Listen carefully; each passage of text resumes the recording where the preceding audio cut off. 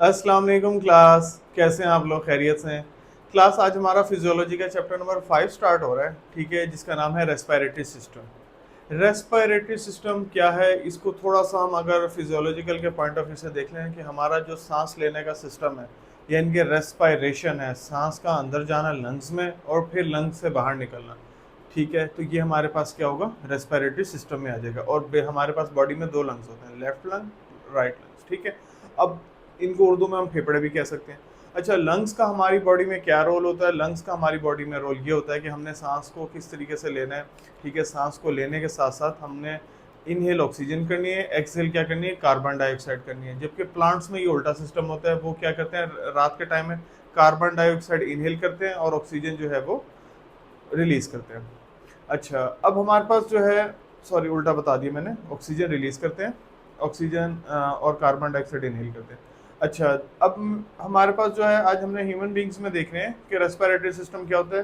तो respiratory system consist of nose, pharynx यानी कि जिसको हम थ्रोट भी कह सकते हैं, ट्रैकिया जो हमारे अंदर का ट्री वाला स्ट्रक्चर होता है, लंग्स के अंदर ट्रैकिया, ब्रोंकाई, ब्रोंक्यूल्स उसके अंदर वगैरह ऐड होता है, और उसके बाद आखिर नंबर पर लंग्स। तो ये जो है हमारा रेस्पिरेटरी सिस्टम का सारा जो है प्रॉपर फंक्शन आ गया, ठीक है, कि हमारा रेस्पिरेशन किस तरीके से कंप्लीट होगा, हमारा रेस्पिरेटरी सिस्टम में कौन कौन से पार्ट्स आएंगे, ये सारी चीज़ आएगी। अब हम इनको ज़रा थोड़ा सा और डिटेल में जाते हैं कि अगर हम क्लिनिकल पॉइंट ऑफ व्यू से करें तो हमारे पास अपर रेस्पिरेटरी सिस्टम और लोअर रेस्पिरेटरी सिस्टम, ये दो डिफरेंट फेज आ जाते हैं। आज हमारे पास ज़्यादा डिटेल नहीं है, सिर्फ हमने इतना ही बताना है कि जो हमारे पास अपर रेस्पिरेटरी सिस्टम है ना, ये बेसिकली जो लेक्चर है ना आपका सारा जो है वाइवे के हिसाब से इंपॉर्टेंट है, वाइवे के लिहाज से, ठीक है। और एक कॉमन एनाटॉमिकल स्ट्रक्चर्स हैं, फिजियोलॉजिकल स्ट्रक्चर्स हैं जो हर बंदे को पता होने चाहिए, हर स्टूडेंट को। अब इसमें जो है हमारे पास अपर में हमारे पास सबसे पहले वो बता रहा है नोज, ठीक है। नोज का क्या काम होता है? नोज के अंदर नोस्ट्रिल्स है, ये बेसिकली इन्होंने हमारे लिए क्या करना है, लंग्स को अपने सॉरी एयर को इनहेल करना है, ठीक है। उसके बाद इसने कहाँ से क्रॉस करना है? फेरिंक्स से, यानी कि हमारे यहाँ थ्रोट से क्रॉस करना है।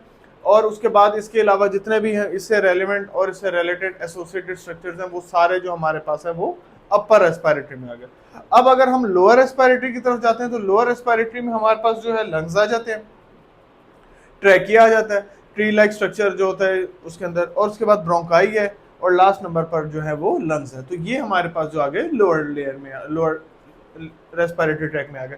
तो अब हमारे पास दो ट्रैक हमने पढ़ लिए। अपर में हमारे पास नोज है, फेरिंक्स है एंड एसोसिएटेड स्ट्रक्चर्स हैं। फेरिंक्स को हम क्या कह रहे हैं? थ्रोट भी कह रहे हैं।